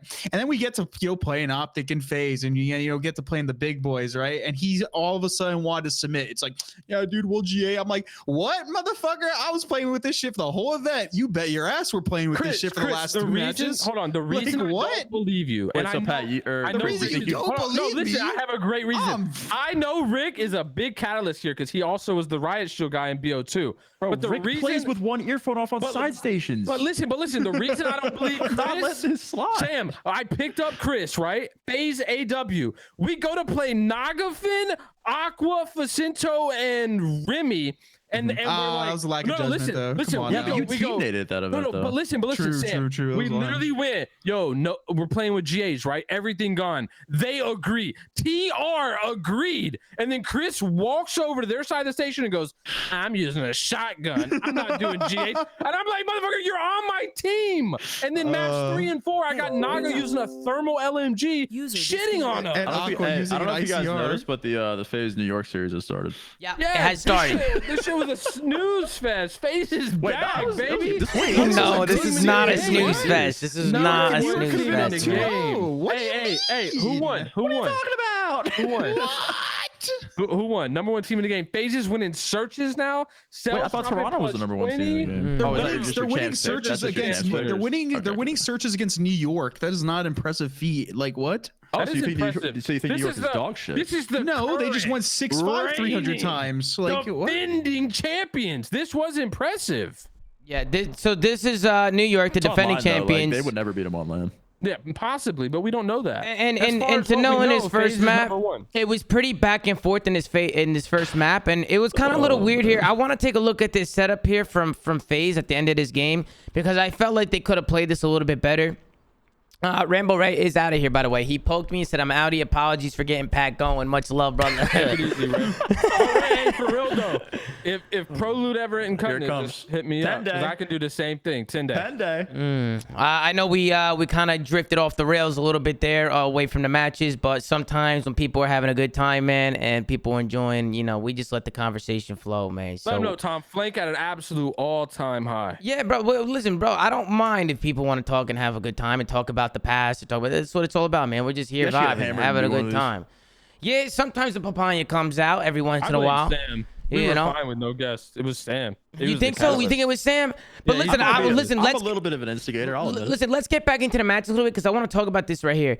I think somebody from FaZe early needs to get right pushed out. They have to push out Dockside. Like, even right here, like maybe Alec can do it or number 5 can do it. Somebody. I just think somebody needs to get pushed out right and just back it up 5 seconds.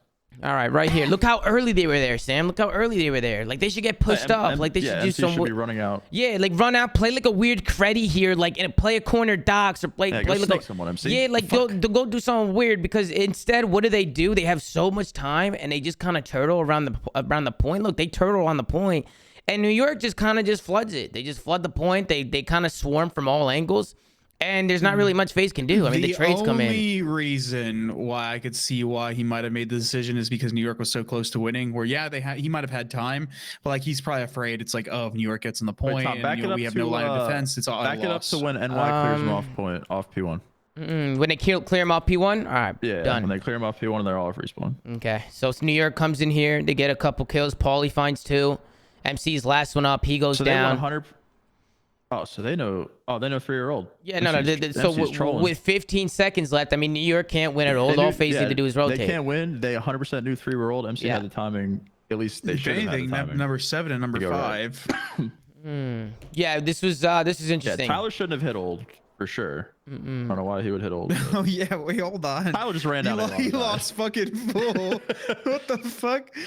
Tyler's bad at math. He thought they could win. I mean, like I said, they definitely had time. It's more so one of those things where it's like he might just be afraid that like he's the first line of defense. He wants to get in the point. Well, and I mean, make sure that it goes off their comms, which we don't know. But yeah, they should have known for a fact that 3-year-old old. So MC had at the worst a 1v1, which you take any day of the week if you're MC. Yeah. Like I said, it's like I feel like this hill's like in the scenario that they're in, where like for example, like right now, like they need 3 points to win.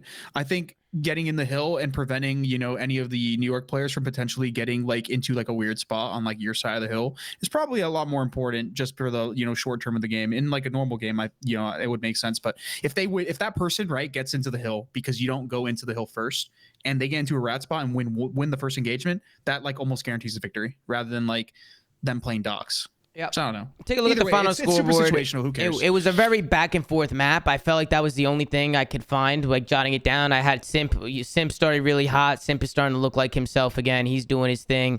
Abizi looked really good today. He went negative here, but as the rest of the series went on, he did his thing. But I just felt like at the end right there, FaZe, they did a good job kind of delaying that time and making sure that New York couldn't win on old, like on P1. And then once they rotated to P2, I just thought they traded a little bit. We were talking about it during the watch party a little bit. So you guys can decide your own opinions. I thought maybe they could have pushed out, maybe not, but they end up losing the first map.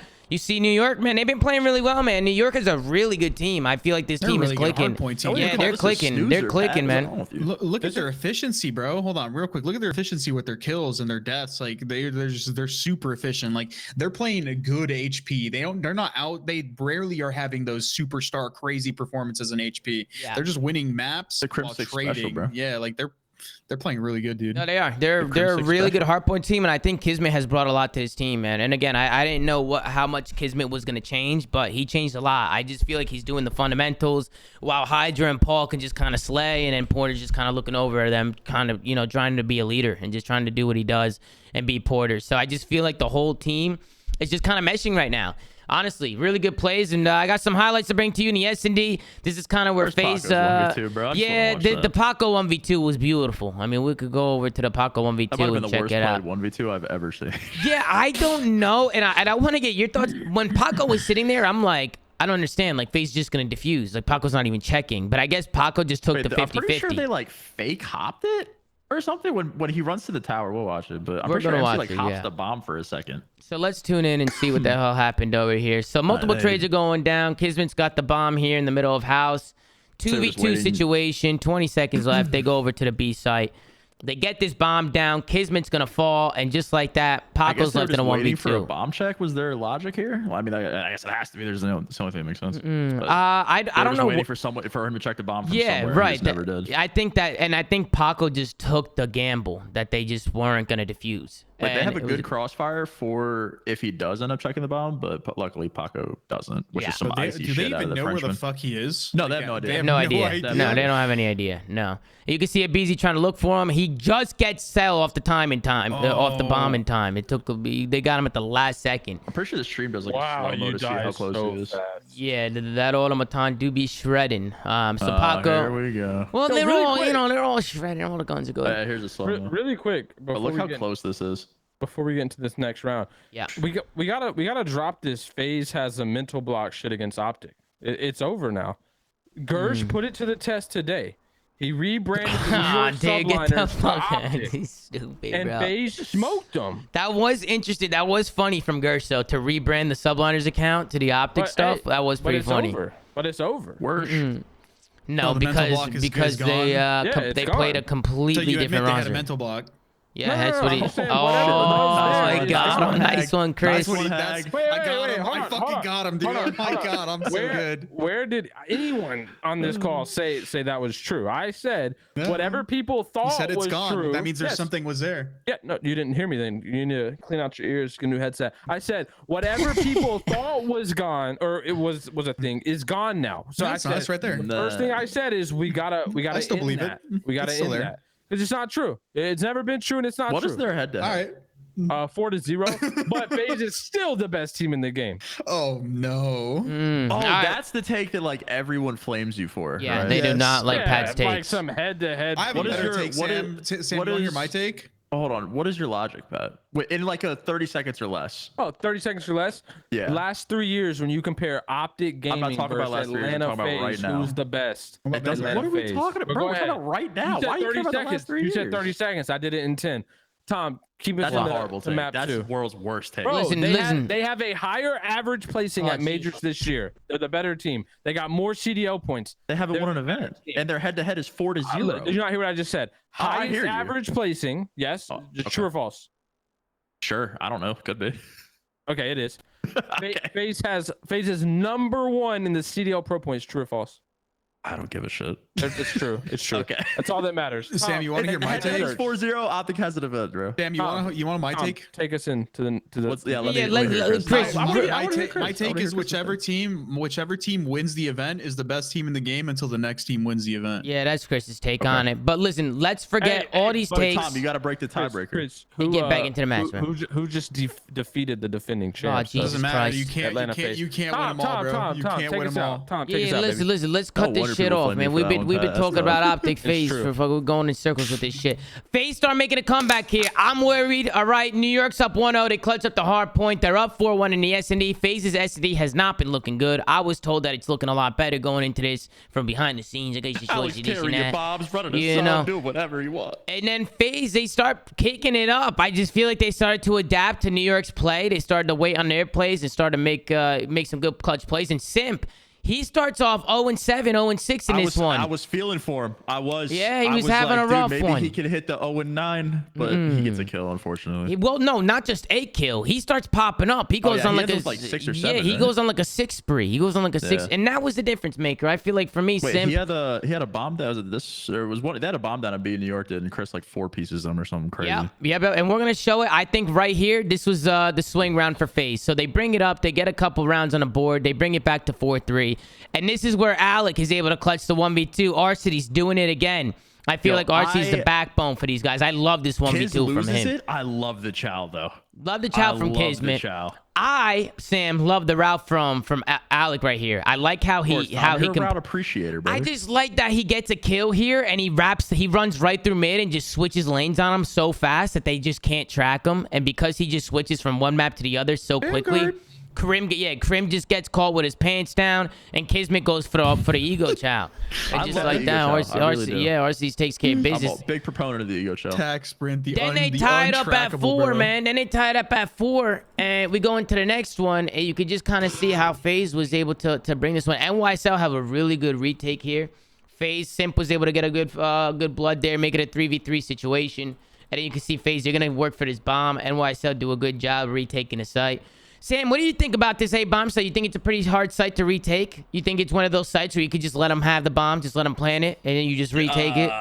Absolutely not. I think when you get the A-bomb down, you're absolutely throwing if you lose. Yeah, that's the insta-L, bro. Right. Like, you can see that bomb from everywhere. Yeah, and New York do a good job breaking it down. Absolutely. I love it better than the old one. And you could kind of see how New York does it, right? Kismet goes all the way around, or not Kismet, Hydra goes all the way around. He takes the long route, finds somebody in the back. Great map, bro. Yeah, good map. Kismet takes somebody, or Kismet finds one on the bomb, and just like that, New York find themselves in a 3v1. Really good retake, man. I can't believe it. Yeah, this ain't no snoozing. Then we get into the next one, the 5-4 round, and you're like, holy shit, New York's about to go up 2-0. But no, Simp, he's been struggling all map long. He pops off here. I think it starts with a BZ. He's going to find one over here through the door. Was it Tyler? Tyler was selling this round. He was going rogue over here. He was doing bad. And then Paco takes him out, makes it a 3v3 situation. Whoever full pinches is selling. For FaZe, you're saying? I'm pretty sure. Is it MC? It's somebody, bro. They take a super route Well, right here, FaZe are able to clutch I think up. it's MC. I think, let's see, who goes all the way? MC's number 5. Yeah, MC takes the super route. He takes the super route here. He takes the route, bro. Yeah. No, he takes the super route here. And FaZe are in a weird position here, man. It's a 3v3 situation. Bombs down on B, 30 seconds left, and they can't find anybody. Somehow, some way, Simp was able to pick up a 2-piece here. Somehow, he picked up 2. Yo, Cell's playing prop hunt, bro. That's what I'm saying, bro. MC is deep. He took a deep route, and honestly, Simp. I thought Crim wins this. I thought Crim won this. No bullshit. And when he then laid Simp, down right here, I really thought he was and gonna then win Simp pops up, and you can see how Simp is just able to turn the map, man. I mean, he goes from 0-6 to going on a 4 or 5 spree. You know, Simp with the retake. We go into a round 11. Good job out of Simp, and then into the round 11. You know, FaZe were able to get the blood. If I remember correctly, they get the blood, and this one was all over. Actually blow him out. It's like a 3v1 in the game or something. Yeah, no, they blow him out here in the round 11. So FaZe were able to clutch up on ES&D. And good plays out of them, because then once they clutch up this S&D, they pretty much roll through the series with in the respawns. They do a good job just keeping that momentum and kind of rolling through them. And we'll tune into the other matches. Right here. Yeah, he's throwing Kobe right in front of him. they roll the controls, but they don't roll that hard point. I actually think New York kind of. I think New York kind of fucking. I meant roll away. Like they roll with them. They roll the momentum over. They keep. You know what I'm saying? Not like they rolled them like shit on them. Yeah. I think New York could have definitely won that this HP that's coming up. The control's a fucking sleeper, bro. FaZe win a fucking offense, and then it's basically GG. Because if you win an offense like on Gavutu, you basically won the map. Unless you actually put your controller down and start drooling on it, like there's no fucking way. Which we could literally do and be Optic's 4th. Let's go, Pat 10 day Optic Patty Price. And then we get into the control, and this one was pretty much over from the first round because FaZe was able to win an offense. How do they win that offense? They just flood through ring. They were able to get the kills here. They get the A site. They don't do anything too crazy. I feel like Gavitu control. There's only really one way to get onto this B site, and that's to just get kills through ring. Maybe have somebody play a late route around their back. I mean, Sam, you're a player. It might spin facts here. It might spin Fugazi. Pretty much, yeah. Yeah, you just get to the point. Yeah. You just got to get to the point, get ring control. Some sort of nade Fugazi fight from ring to the point, and then slide. Yeah, you could kind of see how they were able to do it. Hits a nice shot to open the point. Yeah, right here. He jump shoots someone off the. Yeah, he kills Grim right here. And how fast New York just went down. They went 3 dead all at the same time. Yeah, boom, boom, boom. Like 6 or 7 lives as well. Yeah, so. and FaZe is stacking the points. See, this is a good stack because they got all those kills literally immediately. Yeah, like there's no way they're all getting nade off. This is the freest cap of their lives. Teams actually sell sometimes trying to stack B point on this map. Like when they get the kills, it's like then they get double naded or some random like ring pinch. The thing is they try to stack the tank. Like you gotta you gotta spread out on that shit just like any other point. Yeah, and then once FaZe wins the offense, I mean, they just do a good job just winning their Ds. They just went out their Ds. Nobody else throughout the rest of the map was able to take an offense. It was just pretty much both teams just sitting in. Selling was having a fantastic map. Simp was having a good map. Another point during this map that MC was just doing. Maybe I'm behind, but MC was doing some it seemed like burger shit.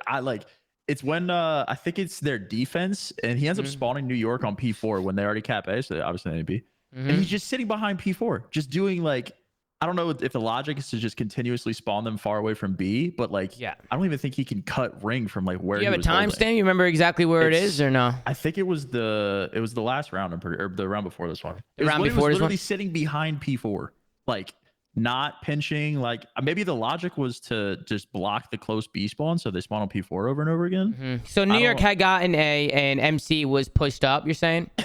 Yeah, he was behind P4 at some point. I don't know. Was this a 3-1?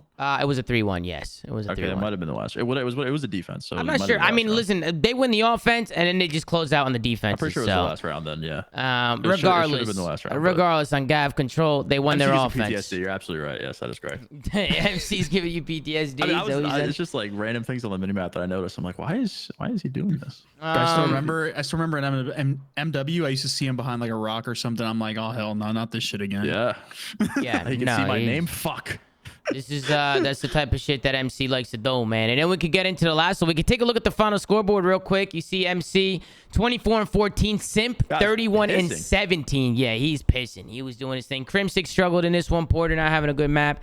A little bit of a stinky. What are you gonna do? And then we get into the last one, man. We get into the last map, and this is kind of where a BZ kind of showed out. I think FaZe are taking turns. Tyler went like 40 and 20, right? Yeah, he just went nuts, man. And they still should have lost. You think so? You think they still should have lost? Well, they blundered. They did blunder. So there was a big blunder on, I want to say either the first or second Churchill, where I've been said this. I don't know why people are watching field. You want them to funnel through field when you're trying to, hold that hill. Instead, fucking New York is coming off of the P2 no, was it P3 hill? Yeah. And for some reason, they leave the radio side of the map open, and then they get insta broken. Yeah. And then they spawn out, and I'm just like, dude, when I saw that happen, I'm like, oh, these guys. Yeah, are your just, spawners have to read to they are fried. Like you cannot let that open. And then we'll get to it, but like they just made a lot of mistakes. I think New York could have capitalized a lot better. No, I agree. And honestly, this map was pretty back and forth. Once we get to the second rotation, FaZe were able to chain a couple hills together and bring it back. You can see FaZe had a really good start, and it kind of starts. What you're talking about, Chris? You talking about this one, Chris? This Churchill. It was before. So I was before this on the stream, but it was this one. Right here. Like, this is the rotation right here. This is what FaZe ended up doing here. They're all set up. What is this? Like, you really think this is a good idea? To let them, they have more avenues of entrance when you make them not spawn field. Yeah, they pushed out field.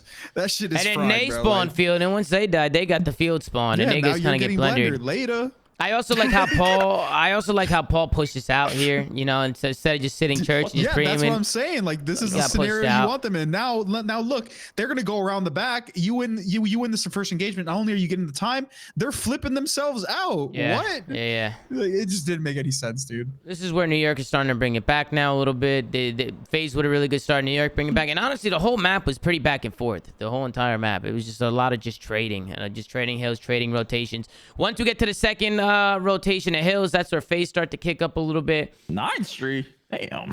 Yeah, no, some of these guys are popping off. Simp and Abizi are back, bro, and I think that's gonna be the story of Major 3. I'm calling it right now. You think Simp and Abizi are back, and they're gonna be the Major 3 champs? The story of Major 3 is that Simp and Abizi are back. That's the story. Major 3 is I still don't know. It's a negative story. No, I definitely think if Abizi can keep playing like this, I think the key right now is Abizi. He needs to keep playing how he's doing. Abizi right now he needs to find his consistency, and I think when you play at that pace, you're gonna run through some problems sometimes, and maybe finding inconsistencies in your play. But once he gets all his routes down and all his timings down and gets everything down, as the year goes on, I think Tower's just going to get better. I think Sim's just going to continue to get better. But then at the same time, everybody else is getting better too, right? So a lot of competition now. Everybody's going nuts. Abizi just had a standout map. He played insane this map. Really good plays out of him. Any final thoughts on the series, fellas? Well, I think New York had a lot of kill efficiency, regardless of their hard points. Even though they lost the map, they still brought it close. But there was another play that I think New York kind of fucked up, and this is just something that I noticed a lot of teams do, and I don't understand why. Especially on a map like this one, where the hill you can get naded. It's on the last P1, right? Before they eventually win it. Quad turtle setup. Well, yeah, first off, they have a setup. I think Krim and somebody else that's playing on like the flower pot on the edge of the map is like they're holding off the first push. After they get the 4 dead, they don't even move. They just get naded off their spots. Can you adjust? Like, do you really think FaZe is gonna like, yo, they're on these 2 spots, let's not nade them? What? Move, adjust your setup. Like, at least micro adjust and watch the same thing. You're gonna get naded. They get naded. They still miraculously break in, and then they turtle set up. I think Hydra was just like playing some like random ass cheeky spot, and then FaZe just gets in through mid. I was just like, dude, I'm pretty sure they did the same thing on both sides. Like Kiz and Paka were laying down on the tree and the pillar, and then they were in fucking Krim and Paul were just standing in you. Yeah, they had the ultimate one and done setup. Like you get one and you're done, bro. I remember seeing the mini map picture of that setup is comedy. Yeah, but I don't know.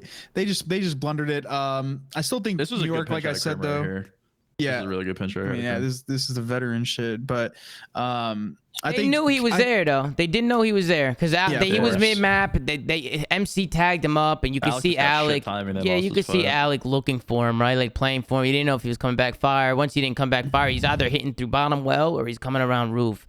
And he just loses the fight, honestly. Krim makes a really good play. He finds 2 here, so he's going to win a 1 on RCs. He wins the fight, shoots Tower in the back. And that's how New York make this kind of close, because I thought FaZe was going to run away with this one, and then Porter's able to pop a 2-piece. So good job out of him. And we go over to the P1. We can just kind of see how the rest of it plays out. You'll see the turtle setup. But what I was saying was, dude, New York's kill efficiency is ridiculous. Like they're even when they lost this HP, like they don't need to outslay. They don't need to do anything. Right, These guys, it's literally. You don't like this setup, Chris. You don't like this setup right here. What? No. They're just turtle. They're just turtle. Kismet not only has to watch like mid, right? But if the guy comes around the corner, Kismet is dying to him before Hydra gets the trade. He's getting front baited basically.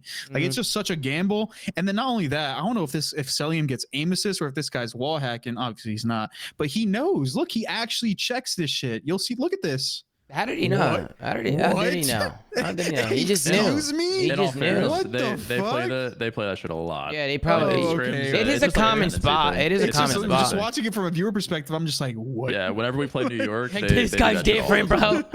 He knows everything. But yeah, good plays out of the FaZe boys. They were able to break on in. You can see a BZ going rogue. I thought he was gonna shit on him right there and just get a 40 right there. Boom. But once FaZe break on in, they broke through you and they broke through their side. They broke through mid, like exactly like you said, Chris. You could just see MC got that one kill. Yeah, your but smoked ass viewer. Haggy can explain a play, but has not competed in a pro in a long time. I was saying this in the fucking flank chat, but since your smart ass wants to say some shit, all these pros that are getting picked up. I was fucking frying them when I competed last year. Yeah, you were doing your thing last year. I remember you were frying last year, and everybody was saying you were frying last year. But here's the difference. Here's the difference between me and the AMs that get picked up. All of the AMs that get picked up, a lot of the majority of them, these players, they're getting put in ideal situations. Whenever I've been in the league, right, recently, I just get put into the blender teams. Like what? Like don't talk to me like that. One, I'm smarter than you, and don't ever question my decisions or my fucking playmaking ever in Call of Duty. I'm a fucking legend, baby. Well, first of all, you don't need to play COD to know what you're talking about. I think it's ridiculous when people say that. Shit. First of all, you've played COD at the highest level and you've won a world championship.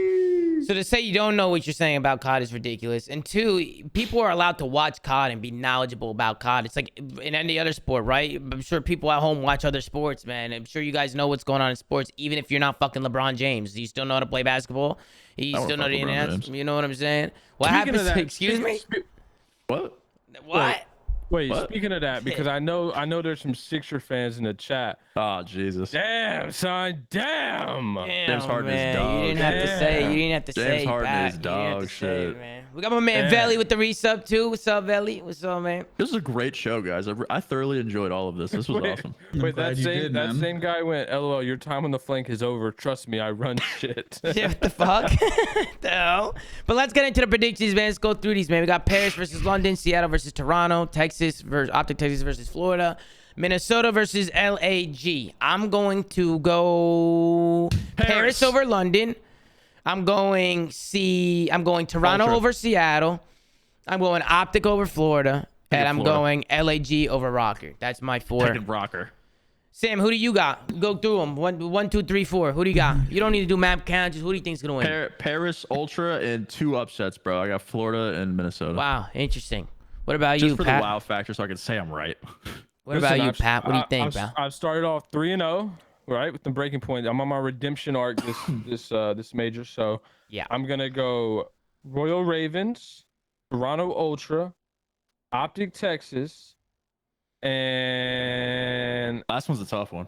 I think the Rocker. Even the battle of the burgers. They are ass. And this is wait, that's the marquee. Yeah, it's the marquee blow it up match, and I think it's gonna be the Minnesota Rocker. The blow it up bull. No, dude. The blow it up, not the blow it up bull, dude. Not the get a blow it up spam in the chat. Get a blow it up spam in the chat, ladies and gentlemen. Blow it up bull. Yeah, wait, that was a thing. That's a gimmick. That's a gimmick over here. That was a thing. Like in I think stage 2 or stage 1. Yeah. It was a thing. It was a thing. You were probably in the and you were part of the blow it up bowl, Sam. You were part of it. You were part of the blow it up bowl. Blow it up still?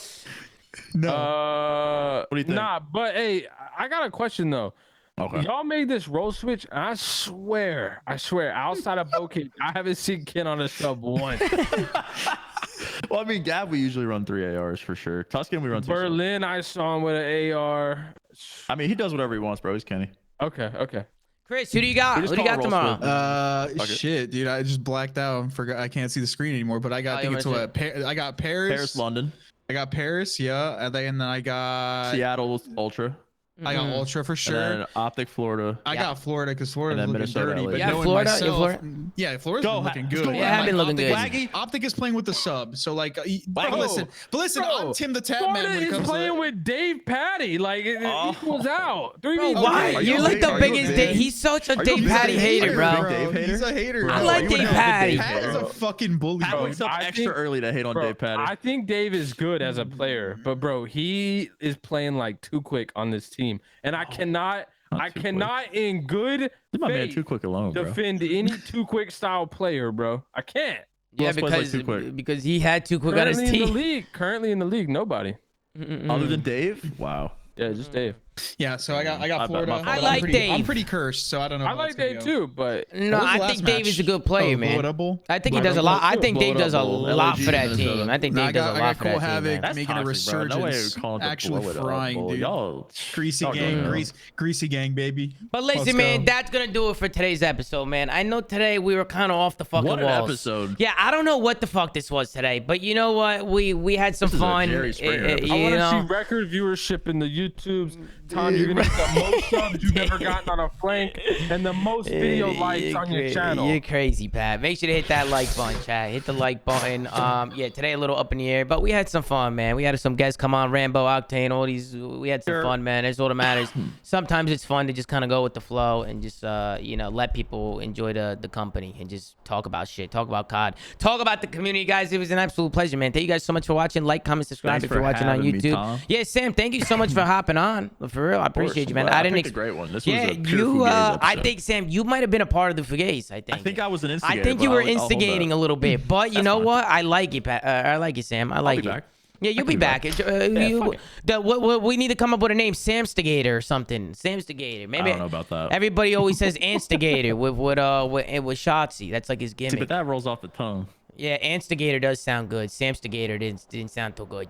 You know, but whatever. Make sure to like, comment, subscribe if you're watching on YouTube. Go to anchor.fm/theflank to check out all the audio sites that we're on. And go follow @theflank on Twitter. Man, Gary's doing a phenomenal job over there on Twitter. He's doing a great job, man. So go show some love. Go follow the Flank. And as always, man, we'll see you guys tomorrow after the matches. FaZe ups, baby. Yeah, FaZe up. Do what you gotta do. And then as always, man, thank you guys so much for watching. We'll see you guys tomorrow on another episode of the Flank. Take care, brush your hair, and see you guys tomorrow, man. Peace out, guys. Later. Later.